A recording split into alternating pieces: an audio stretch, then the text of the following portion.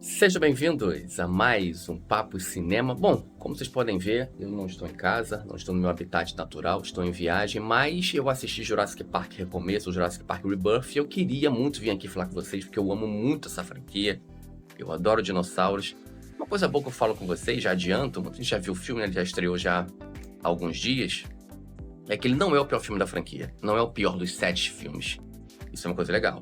Mas também ele passa longe de se colocar entre os melhores, né? Mas é isso, vamos falar muito sobre Jurassic Park Recomeço, que caminho que essa franquia está tomando agora aqui no Papo e Cinema. Produção, roda a vinheta nesse cenário de fundo e vamos com tudo.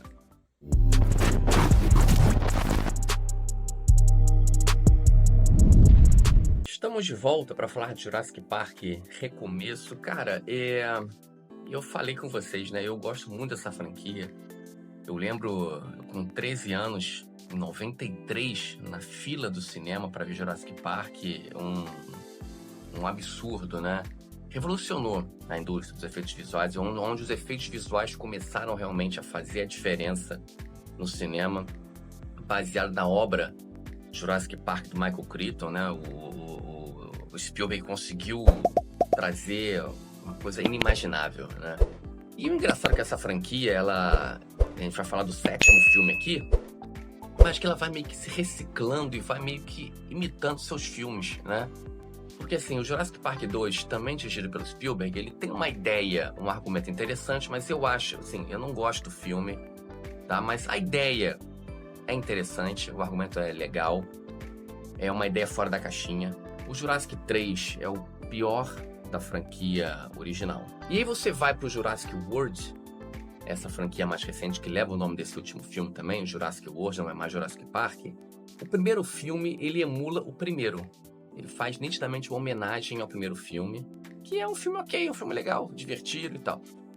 O Jurassic Park, o Jurassic World 2, eu particularmente gosto do filme, tá?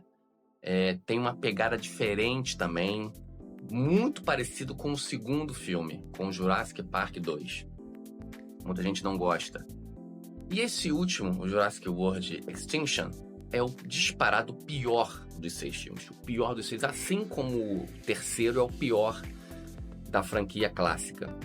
E aí nós voltamos para esse 7º filme com Jurassic World Rebirth, recomeço. Mas vai recomeçar o quê? O que tem para recomeçar?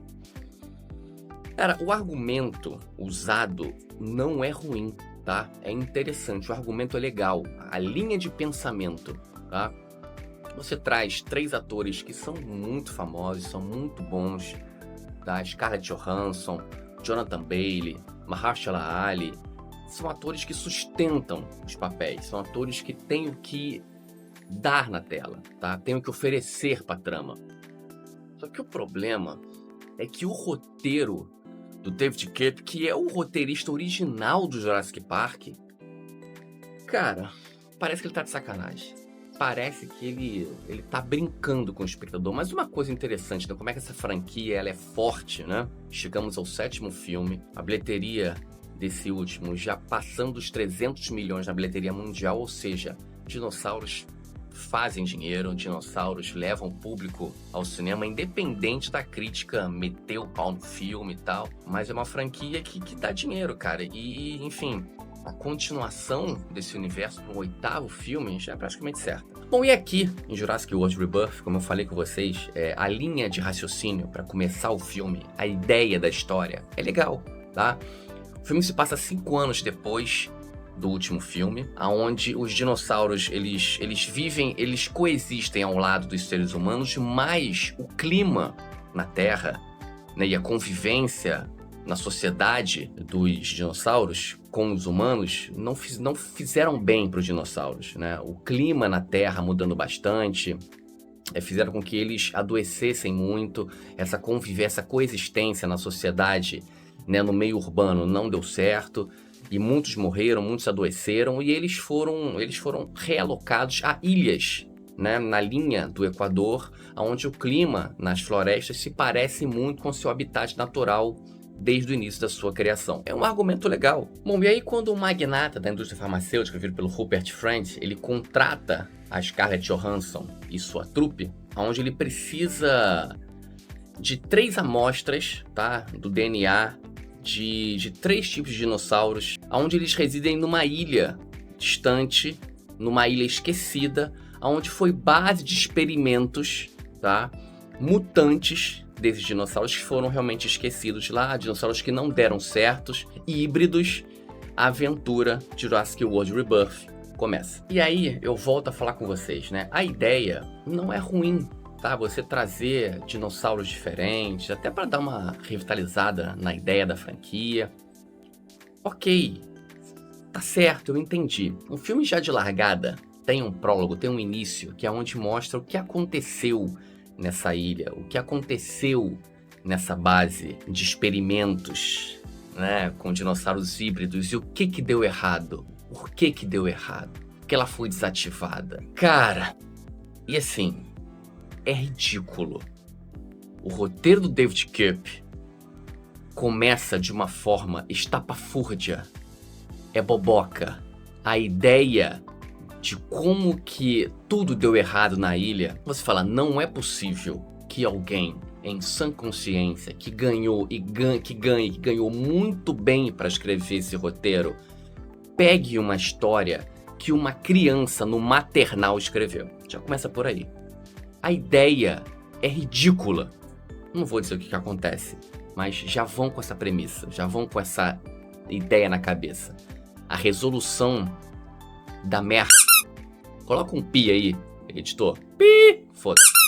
O problema que aconteceu na ilha é ridículo, é patético, mas ok, tudo bem. Bom, e aí o grande problema é quando você junta universos, né? O que eu quero dizer?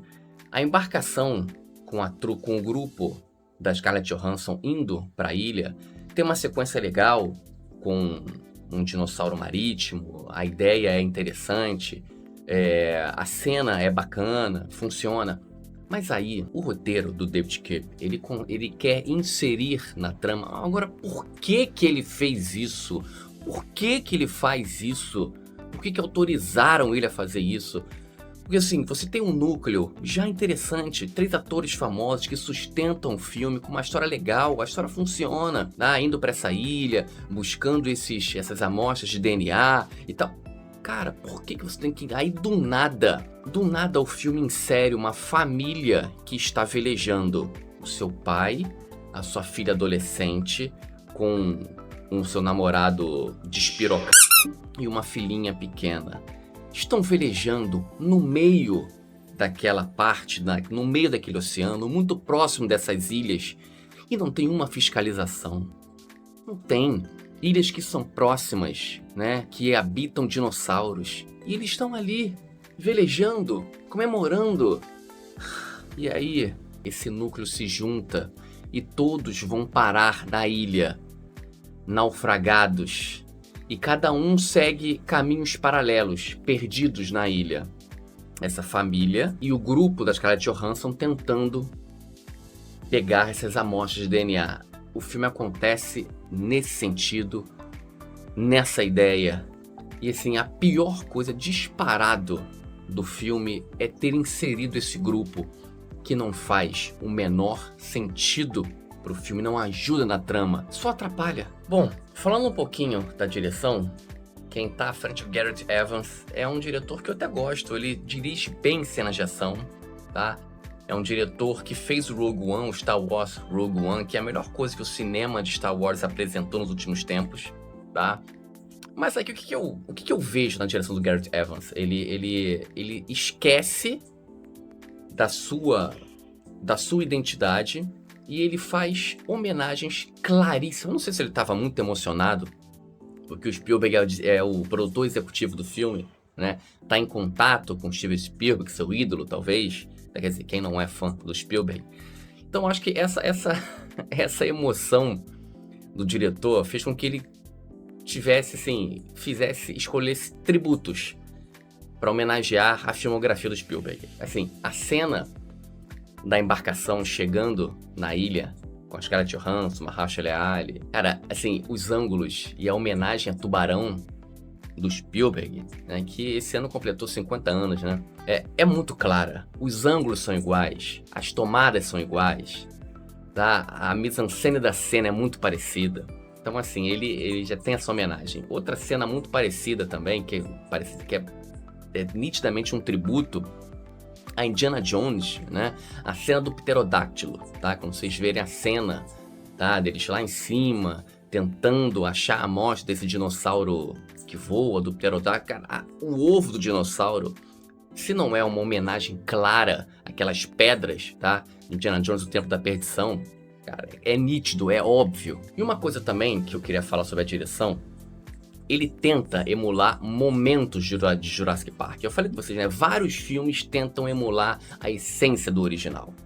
Tentam emular, tem sequências aqui, tem a sequência clássica do original, dos Velociraptors, naquela cozinha, tá? Com os dois irmãos fugindo, que é maravilhosa. Aqui tem a mesma coisa. Eles querem emular a mesma coisa. Então, assim, é um filme que é feito para pagar tributos, para fazer homenagens. Porque você tem sempre que tentar pegar a essência do original. Porque, na verdade, esses filmes todos, né, do segundo em diante, a essência do original, ela nunca conseguiu ser encontrada, tá?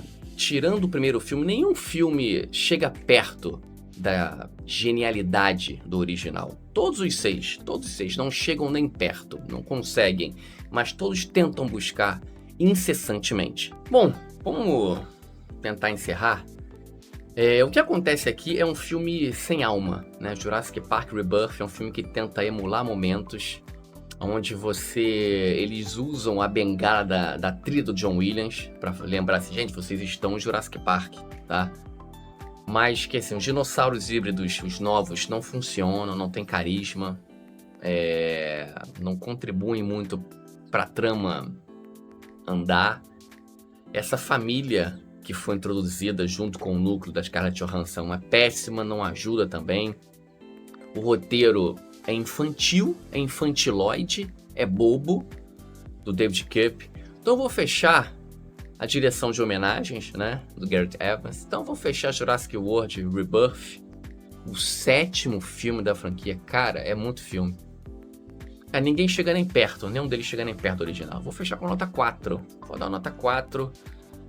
Tem uma nota 4 pelo argumento inicial de ir para essa ilha, dinossauros híbridos, mas a ideia original, mesmo com esse grupo, mesmo com esses 3 atores que sustentam, o filme não se sustenta. Essa que é a verdade. É um filme vazio, é um filme oco, como basicamente todos os 6 filmes da franquia que não conseguem captar a essência do filme original.